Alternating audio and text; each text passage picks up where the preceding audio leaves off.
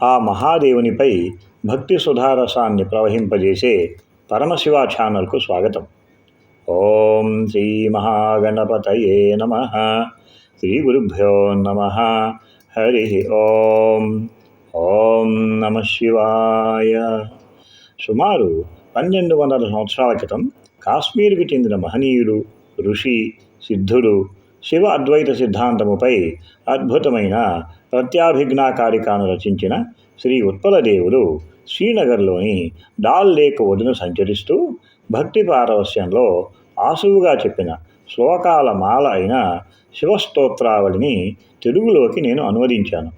ఆ శివస్తోత్రావళి నుంచి నేటి శ్లోకం. ఓం సదా నిరంతరానంద రస నిర్భరిత అఖిల త్రిలోకాయ నమస్తుభ్యం స్వామినే నిత్యపర్వణే.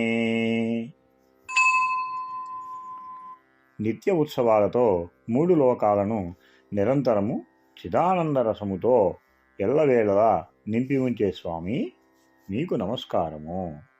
3 లోకాలు అనగా జాగ్రత్త, స్వప్న, సుషుప్తి అనగా మెలకువ, కళలతో కూడిన నిద్రాస్థితి, కళలు కూడా రాని నిద్రస్థితి. అలాగే భువ, స్వ, భూలోకము, అంతరిక్షలోకము, స్వర్గలోకము అని కూడా అనొచ్చు.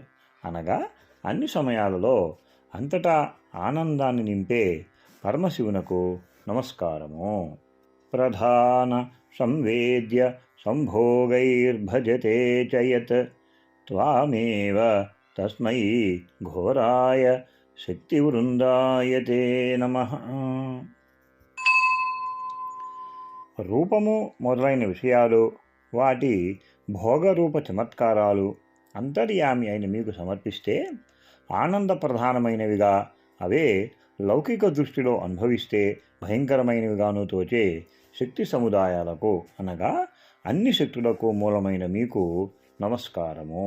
నినామప్య విజ్ఞేయం భక్తి సంబంధ చేష్టితాః ఆలింగన్యాపి యం సస్మై చిద్భవతే నమః.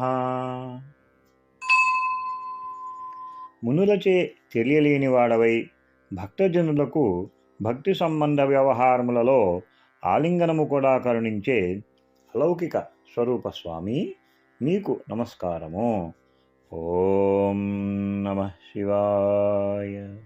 తరువాతి శ్లోకం పోస్టు చేయగానే తెలియడానికి నోటిఫికేషన్ను సెట్ చేసుకోండి.